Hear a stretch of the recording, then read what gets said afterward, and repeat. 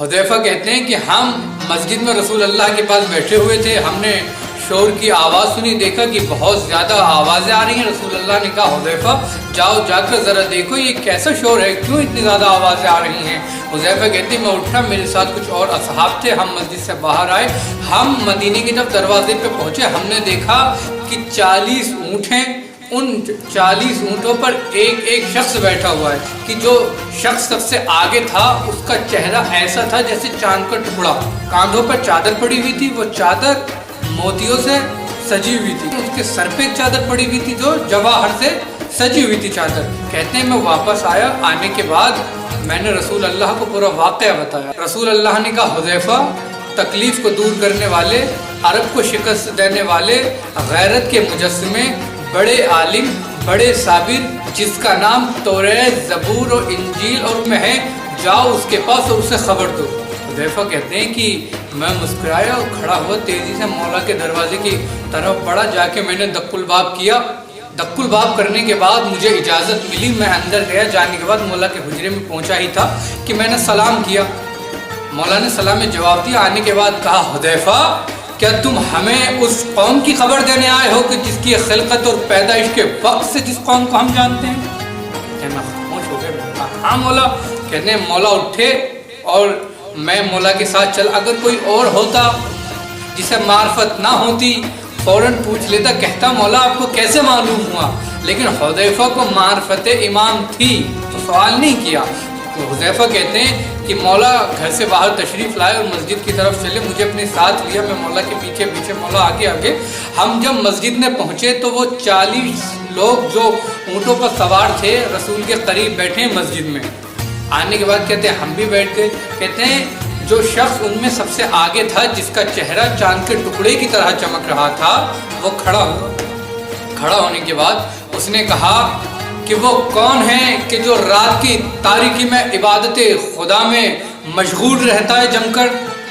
کہ وہ کون ہے کہ جس نے ایک لمحے کے لیے بھی بتوں کے سامنے سجدہ نہ کیا ہو؟ وہ کون ہے کہ جسے جب اللہ نے اپنا ولی مقرر کیا تو اس نے اللہ کا شکر ادا کیا؟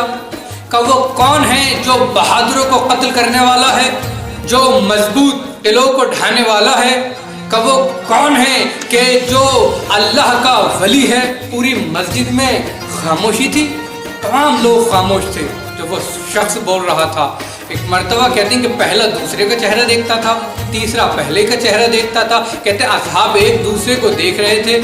ایک مرتبہ رسول کائنات نے کہا علی اس کے سوال کا جواب دو اور اس شخص کی جو پریشانی ہے، جو مسئلہ ہے اسے حل کرو۔ کہ مولا نے کہا کہ میں اللہ کا بندہ ہوں، میں ولی خدا ہوں، کہ میں ہی وہ ہوں کہ جس نے حکم خدا سے آدم کی توبہ قبول کی، کہ تاکہ لوگ جان لیں میں ہی وہ ہوں کہ جس نے نوح کا سفینہ کنارے پہنچایا، کہ میں ہی وہ ہوں کہ جس نے ابراہیم کو آتش نمرود سے بچایا بحکم خدا، کہ میں ہی وہ ہوں کہ جس نے جناب موسیٰ کو عصا عطا کیا بحکم خدا، کہ میں ہی وہ ہوں کہ جس نے جناب موسیٰ کو دریا پار کرایا، کہ میں ہی وہ ہوں کہ جس نے جناب یونس کو بطن ماہی کے زندان سے رہا کرایا، کہ میں ہی وہ ہوں کہ جس نے جناب یوسف کو حسن عطا کیا، کہ میں ہی وہ ہوں کہ جس نے جناب یوسف کو زندان سے رہا کرایا، کہ میں ہی وہ ہوں کہ جس نے جناب یعقوب کو جناب یوسف سے ملوایا، کہ میں ہی وہ ہوں کہ جس نے جناب یعقوب کی آنکھوں کو چراغا فرمایا، کہ میں ہی وہ ہوں کہ جس نے جناب سلیمان کو انگوٹھی عطا کی، کہ میں ہی وہ ہوں کہ جس نے جناب سلیمان کو سلطنت عطا کی، کہ میں ہی وہ ہوں کہ جس نے جناب داؤد کو لوہا پگھلانے کا ہنر سکھایا، کہ میں ہی وہ ہوں کہ جس نے جناب عیسیٰ کو بولنے کی تربیت عطا فرمائی، کہ میں ہی وہ ہوں کہ جس نے جناب عیسیٰ کو مردہ زندہ کرنے کا ہنر سکھایا بحکم خدا، کہ میں ہی ولی خدا ہوں، میں ہی وہ ہوں کہ جس نے بڑے بڑے قلعوں کو ڈھا دیا، میں ہی وہ ہوں کہ جس نے بڑے بڑے بادشاہوں کو پچھاڑ دیا، کہ میں ہی وہ ہوں کہ جس نے بڑے بڑے طاقتور اور بڑے بڑے پہلوانوں کو زیر کر دیا۔ اتنا کہنا تھا، مولا نے کہا یہ بتاؤ کہ تمہارا کیا مسئلہ ہے، تم کیوں پریشان ہو؟ تو وہ شخص کہتا ہے کہ میرا تعلق قوم عاد سے ہے، میں قوم عاد سے تعلق رکھتا ہوں، میرا ایک بھائی ہے جو شکار کا بہت زیادہ شوقین تھا، لیکن ایک دن وہ شکار پر گیا، گھر سے نکلنے کے بعد اس نے جنگل میں 10 जंगली गायों को देखा और उसने उन पर हमला किया। एक गाय को मेरे भाई ने ज़ेर कर दिया, गिरा दिया। जैसे ही मेरे भाई ने उस गाय को तीर मारा, उसी वक्त मेरा भाई निस्फ मफलूज हो गया। तब से लेकर अभी तक मेरा भाई मफलूज है और हम चाहते हैं कि आप हमारी मदद करें और मेरे भाई को ठीक कर दें।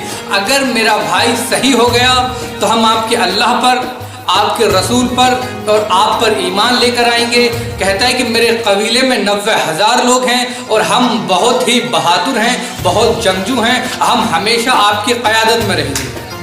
इतना कहना था। मौला ने कहा, मौला अली कहते हैं कि ये बताओ तुम्हारा भाई कहाँ है? उसने कहा कि वो रास्ते में है, बस आने ही वाले थे। इतना कहना था कि मतलब फिर शोर हुआ कि कुछ लोग आए हैं। उसका नाम तारीख में मोहताज बिन हलाहल लिखा है। मोहताज बिन हलाहल कहता है कि मेरे भाई आ गए हैं। जैसे ही मौला मस्जिद से बाहर निकले, कहते हैं मौला मस्जिद से बाहर निकले, मौला ने देखा कि महमिल में एक शख्स बैठा हुआ है जो बड़ा ही हसीन और जमील है। जैसे ही उस शख्स ने मौला को देखा, मौला को देखना था कि उसकी आंखों से आंसू टपकने लगे। बोल तो सकता नहीं था, दिल ही दिल में कहता है ऐ मदीने वालों, हमारी आस फकत तुम हो, तुम हमारी मदद करो। मौला कहते हैं नमाज इशा के बाद तुम लोग जन्नतुल बकी में आना और फिर इंशाअल्लाह हम तुम्हें वहाँ ठीक कर देंगे। ना कहना था। हुदैफा कहते हैं कि ज़ोहर के वक्त से लेकर और इशा के वक्त तक लोग जन्नतुल बकी आते रहे।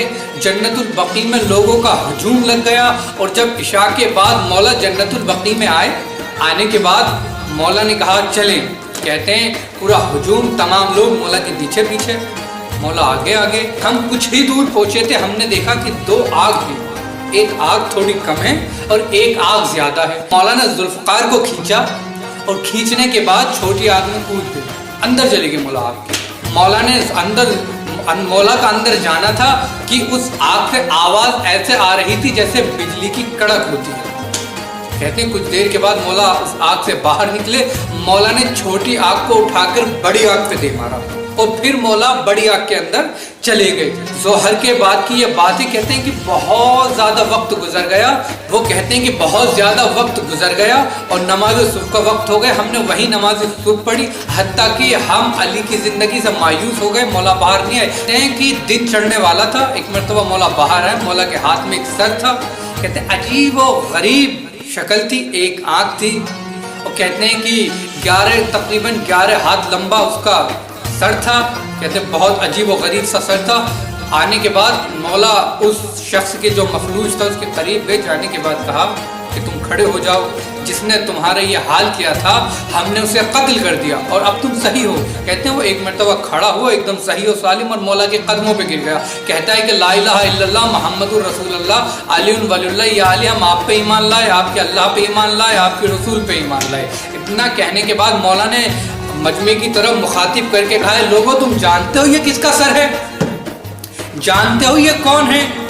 ये अम्र बिन अकील बिन अकलीस बिन इबलीस है।